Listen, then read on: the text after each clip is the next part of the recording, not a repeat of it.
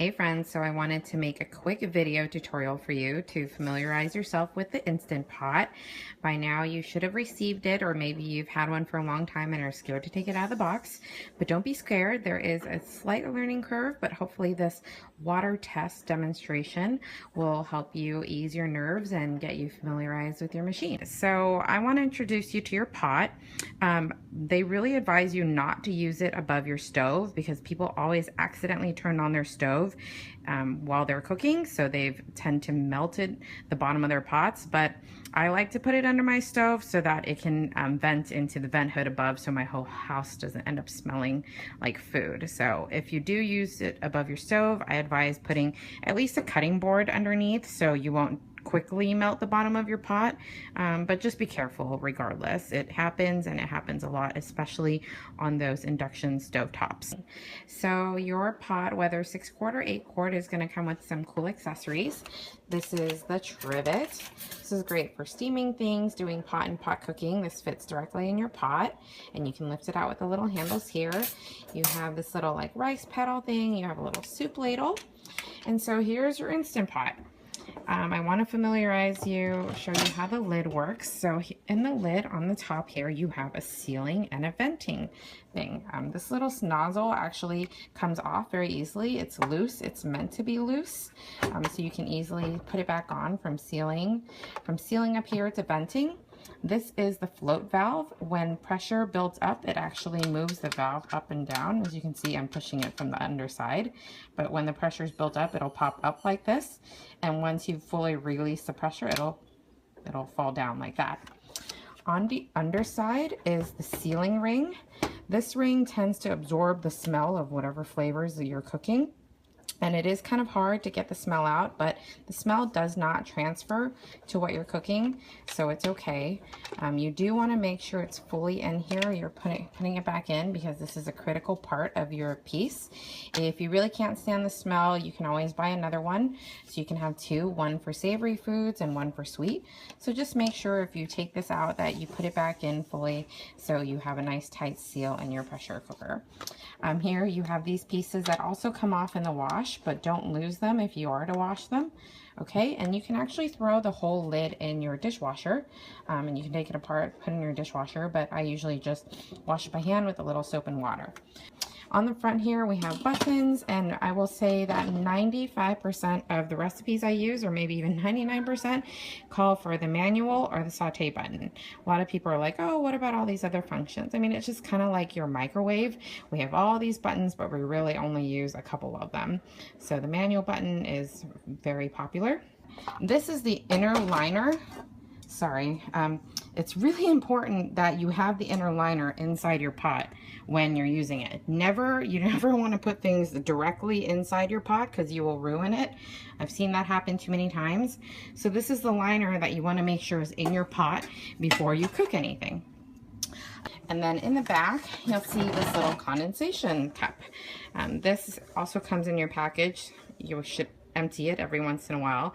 The condensation comes from the lid, the water that drops off the lid. So just slide that right in here, and that'll sit here, and just make sure to empty it or else it'll turn moldy every once in a while. Another thing is you want to make sure the power cord is fully plugged in. I've seen a lot of people think their pot's not working, and it's because the power cord's not fully plugged in. All right, so let's get started. Let's plug the pot in. You'll see over here. We're going to plug it into the outlet. We're going to start what we call the water test. So I'm going to take the lid off. I'm actually going to get 1 cup of water. The water test in the instruction manual calls for more water, but I find the fastest thing is to just use 1 cup. And this is my pot filler. A lot of people ask me what this is for, and it's to fill pots. And it's super convenient to do it right over the stove. So I'm just going to pour 1 cup of water in here. Okay. And we are going to close the lid.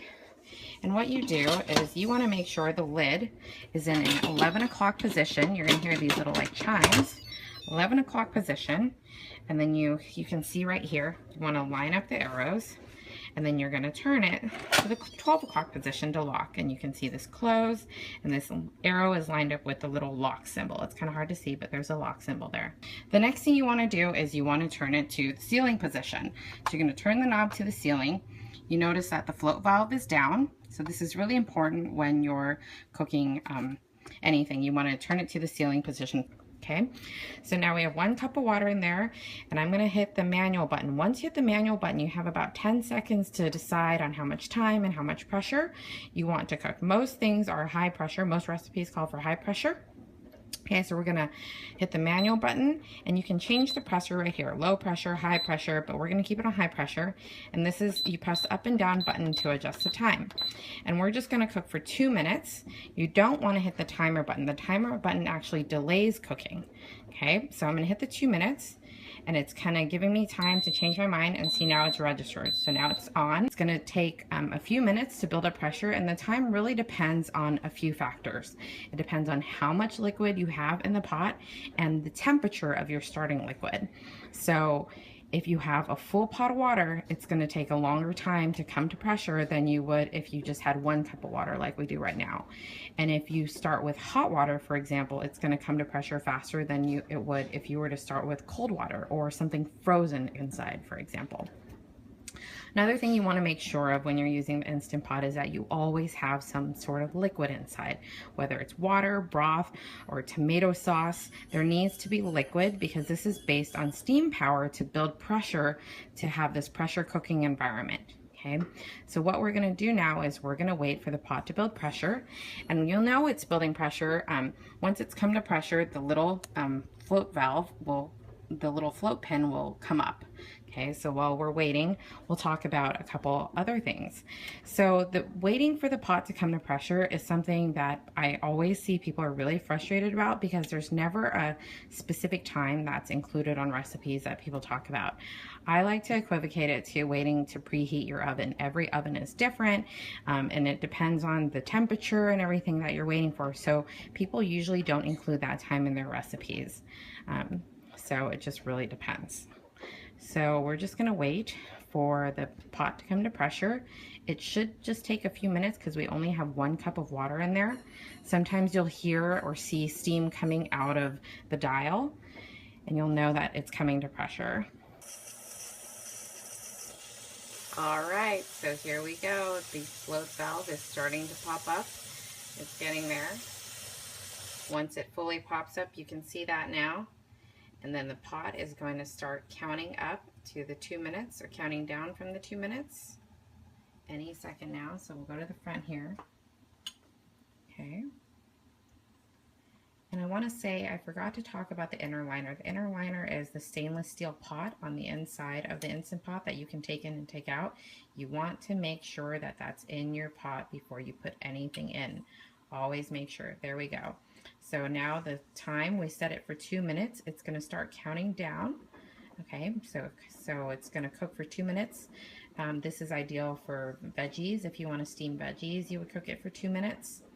Okay, so usually when you set your pot and you're cooking something and you set the time, you just walk away and you come back. I like to set my iPhone alarm and come back in 2 minutes if it calls for a quick release or a manual release, so I can do what it needs to be done. If it's a natural release, then I'll just wait, and I'll set my alarm clock for longer, because I know it'll take longer to count down. So we're gonna go back to that inner pot. Make sure that inner pot is inside. The stainless steel pot is one of the big advantages of having an Instant Pot. It's super easy to clean, super low maintenance. I actually burned some things in there, and I used that trick from the internet that I found by putting a dryer sheet inside with some hot water, and the burnt stuff came right off. See, it counted down to 1 minute. So we have 1 minute left. And most recipes will give you, tell you whether you need a quick release, which is QR, or NPR, which stands for natural pressure release. What we're going to do here is a quick release. So once it beeps, once it goes to 0, it's going to start saying L0000, and then it's going to start counting up. But if you're doing a quick release, you just want to hit the steam release valve and turn it to venting and let all the pressure come out. Let me tell you, you do not ever open the lid without the pressure fully released. So you want to make sure that float valve, that silver little float valve, has fallen down and all the pressure is out before you open the lid. most likely it won't let you. I haven't tried to see if you can open it without it, but that's the number one rule about a pressure cooker. Here we go. So that 2 minutes is up. It's beeping. Now L00. And what I want to do is I'm going to show you. I'm going to wait 1 more minute and it's going to start counting up actually. So if you ever come back and you see L00 and a number, that means the number of minutes that it's been done cooking. And now it defaults to keep warm cycle, okay? Usually on a quick release, I like to just hit the cancel button, unplug the machine, okay, and then do a quick release. Even with the natural pressure release, I hit the cancel button and unplug it because it cools down faster, the pressure releases faster. Okay, so I'm going to show you, I'm just waiting for it to go to L001 so you can see that it's been 1 minute since the pressure's, since it's been done cooking. Okay, and once that turns, then I'm going to hit the cancel button, turn it off, and we're going to do a quick pressure release. And the pressure release valve is the same valve that we use for sealing, and it is a little scary. There is going to be steam coming out of it. So what I like to do is I like to use the hook on the back of a ladle, or the little the hole on the back of the ladle. So I'll show you how to do that in 1 second. So here we go. I have my little ladle. It's nice and long. You're not going to burn yourself, but I always like to play it safe because I'm always scared of getting burned. Now see here, it's turned to L001, which means it's been done for a minute. So we're going to hit cancel. Okay. And then we're going to go to release. And here we go. So I use this little hook on it to hit. And there we go. Steam's coming out. You're waiting for the pin to drop. Check it out. It's kind of scary. It's kind of loud. Yes, steam's coming out. Can't really see the steam. But once it's fully released, that pin is going to drop.